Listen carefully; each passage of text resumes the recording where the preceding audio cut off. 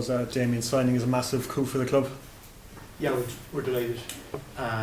Brilliant to have Damien coming back.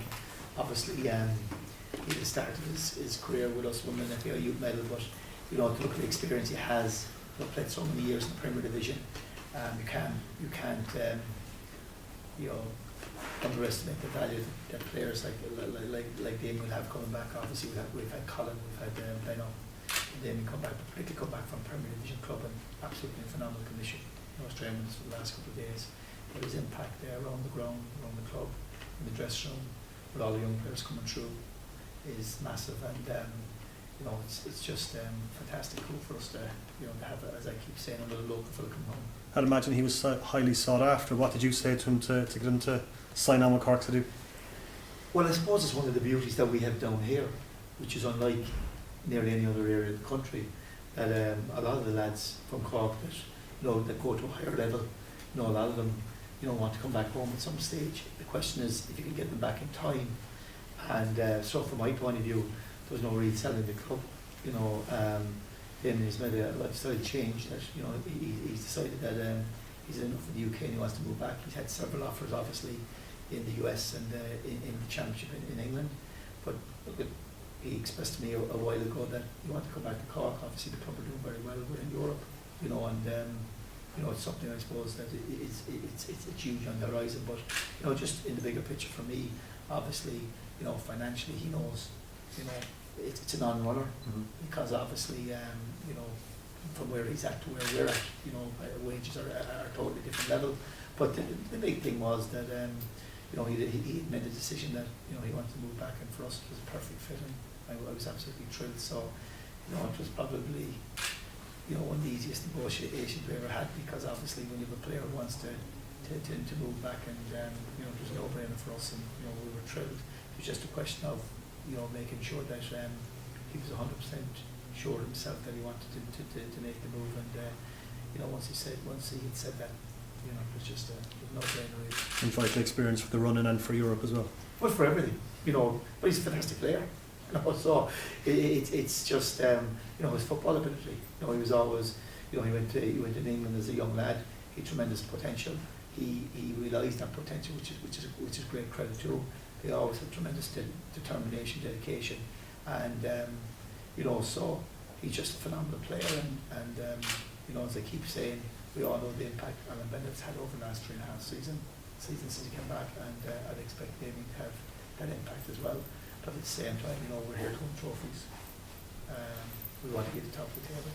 We want to play in Europe every year, and so not only will he have massive impact on the pitch, obviously even around the ground in the last 2 days, you can see all the boys are feeding off him because they understand he's played at the highest level. What will his first game be, John? Do you know? First game hopefully will be the friendly with Portsmouth in the 2nd of July, which is great for us because he'll be officially cleared on the 1st of July, so that'll be a great game for him to start off with. Was the lure of, I suppose the question for Damien rather than for you, but the fact that you're the carrot of Champions League football this season obviously weighed in the decision to sign as well? Well, I think these questions, and you can ask Damien all these questions and he can answer for himself. I think the bigger picture is, look at, you a Cork lad, born and bred here, his family are from here, he knows his own family, and he's decided to move home. He's all his own friends and relations who are all looking forward to see him play.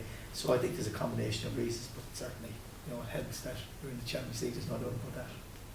And there's huge competition up for central defensive positions, and the 2 young lads are in there. Benno came back, as you said, Aaron Barry was signed, and now Damien, so that's making kind of 5 for 2 spots, isn't it?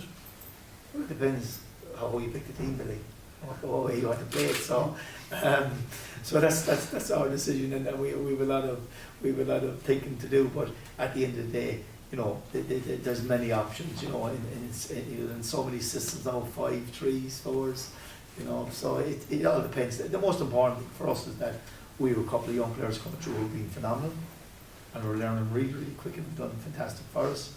But at the same time, they have a lot to learn, but they're doing brilliant. And then we have the older lads, like Benno. Aaron Barry has a lot of experience as well. Damien is coming in from a totally different level, from the highest level possible.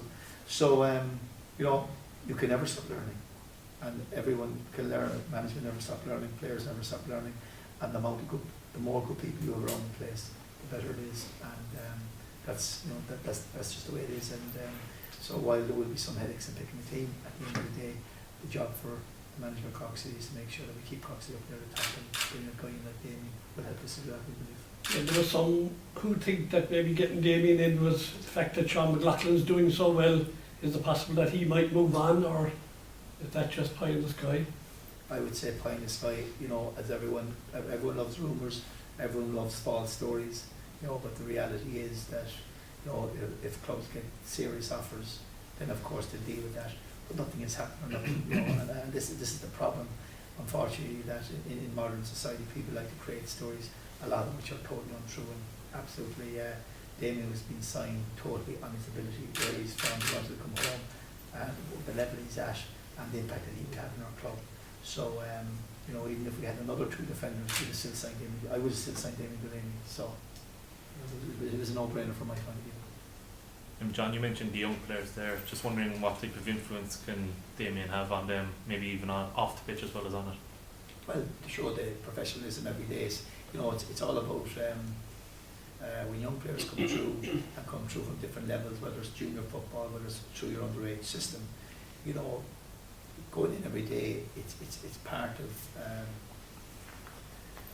well, it's work. It's unique work, because, you know, being a professional player, being a professional manager, it's unique because while you have massive responsibilities, at the same time, you know, it's a part of your life that you can never get back when you get to a certain age afterwards. And so you can stay in an office for 50 years, but you can't be a professional footballer. You know, your lifespan is short. And what you need is people who manage themselves right, get the best out of themselves, prepare the best way. And what Damien can offer the young players is how you train every day, your mindset, how you look after yourself off the pitch, which are all the things that will decide whether you're going to be at the top level or not. And as I keep saying, whether it's the top level in Ireland, whether you can go further than that, you should always challenge yourself to get to the top of whatever ability you have. And it's all about the whole package of how you prepare, how you train. But ultimately, people that get to the top level, whatever that is, are people who look after themselves 24/7 and prepare properly. And in modern society, that is difficult, and young people think it's just about, you know, turning up for training, just playing a match. It's how you look after yourself on and off the pitch determines where you're going in your career, and that's where Damien will have a huge influence. And obviously, in the last 2 days, I can even see with the younger players, they're all mad to talk to him. They all want to be with him around training because they can straight away see the presence he has and the level he's been at. And, you know, a lot of our young players would hope that they can even go a stage higher than Cork City, and we would hope that someone can as well. But, you know, there are no guarantees in professional football. John, you had said earlier in the season that if you were going to bring in any players, you'd have to free up some of the budget, and that it would mean players leaving. Like, will that happen in the next few weeks, do you think? Well, yeah. Well, Mikey Howard went back to Preston, and obviously, you know, Mikey, that was always in agreement, and yeah, like that, there's potentially one player probably going to go out. So we have to look at that as well.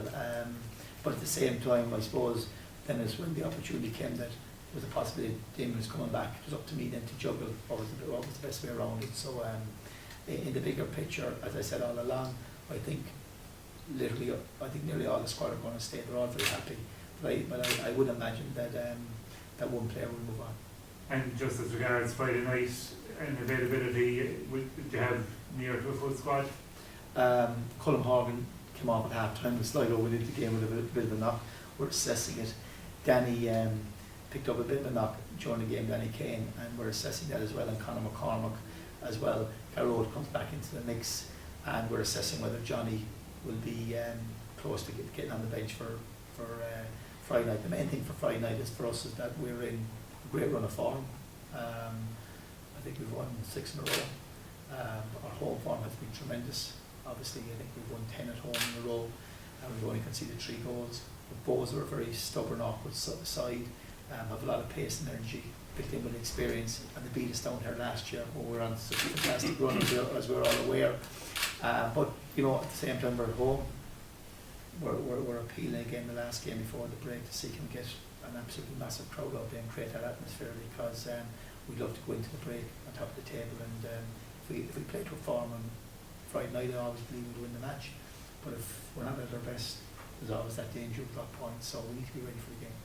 Is it kind of one where you just have to make sure that the team do guard against complacency, like having had the good win away last week, that they don't kind of go into holiday mode a bit too early? Absolutely, but as I keep saying, Dennis, I don't feel this complacency within our team, within our club. No competition for places. It eradicates a lot of that. So the players that are playing know that they need to stay in the team week in, week out. The team has changed quite a bit from week to week due to injuries, mainly sometimes due to form also. But guys can see that if you get in and you start winning, you generally hold your place. So I wouldn't expect complacency. What I would expect that boys to be dogged and and to dig in and play in the counter attack and play a game that they've quite a lot of attacking quick young players. Grant Kavanagh, Devani, young Stokes, JJ Lunny. So a lot of these guys are very good on the break.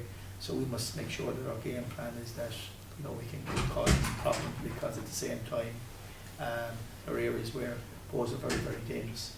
So and funny enough, away from home they seem to get quite good results.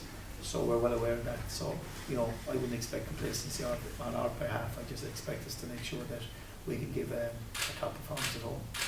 And as you say, John, you are in good form. Does that mean the break is coming at the wrong time for you, or is it good to give the lads a week off? Can you see a bit of tiredness? Yeah, absolutely. No, the break is coming at a great time for us, because we've had an absolutely hectic run, 23 league games, including a league cup, a couple of league cup games thrown in there, and so we do a lot of monitoring of the players, obviously through our strength and conditioning, and we're monitoring players every day.